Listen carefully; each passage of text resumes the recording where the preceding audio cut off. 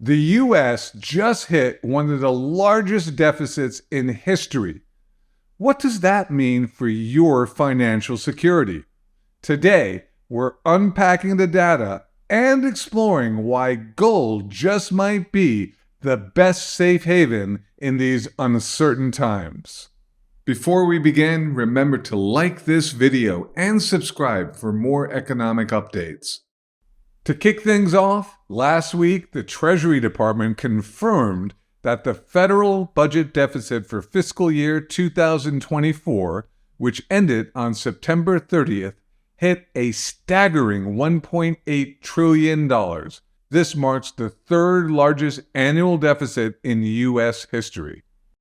What makes this deficit even more striking is that it happened during a year of economic growth. The only fiscal years with a higher deficit were 2020 and 2021, during the height of the global health crisis. What's even more remarkable is that this massive deficit happened despite the Treasury collecting record receipts of $4.9 trillion. With spending soaring to $6.7 trillion, even $5 trillion in revenue wasn't enough to keep our government from sinking further into debt.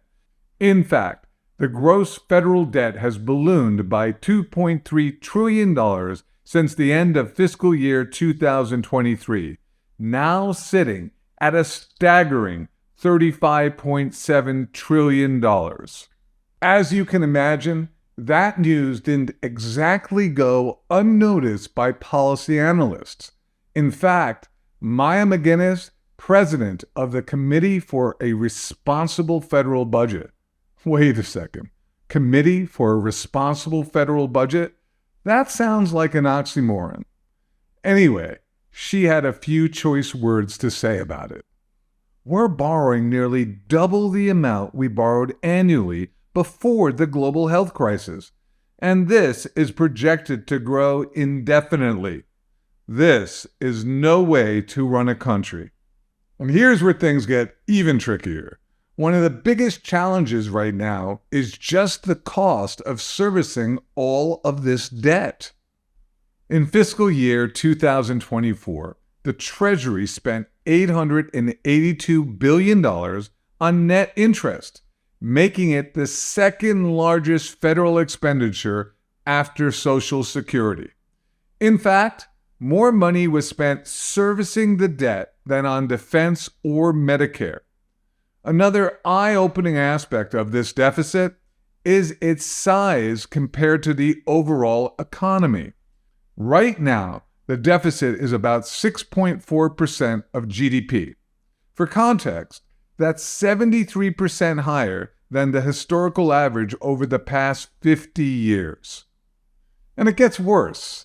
According to the nonpartisan Congressional Budget Office, the deficit numbers are only expected to grow from here. The CBO currently projects that the deficit could grow to $2.8 trillion by 2034, making up nearly 7% of GDP. They also forecast that the gross federal debt could hit $57 trillion by that same year, an increase of 60% in just the next decade. And here's the kicker. No matter who wins the upcoming election, America's fiscal outlook is only expected to get worse. In a note to clients, Terry Haynes of Pangea Policy, a macro policy forecasting firm, said, "There's self-evidently no desire from either campaign to talk about fiscal, debt, deficit at all." With the fiscal outlook appearing worse by the day, some analysts are now suggesting that gold might be a better safe haven asset than government bonds. As of last week, gold was up 32% for the year, trading above $2,700 per ounce. Many strategists have credited gold's strong performance to growing concerns about the U.S. fiscal situation and what it could mean for treasuries. Earlier this year, Christina Hooper, chief global market strategist at Invesco, said, the safe haven asset class of choice has become gold rather than treasuries. The bigger theme is just the concern about a lot of debt and concern that the fiscal situation in the United States is unsustainable. It looks like more and more strategists are jumping on board.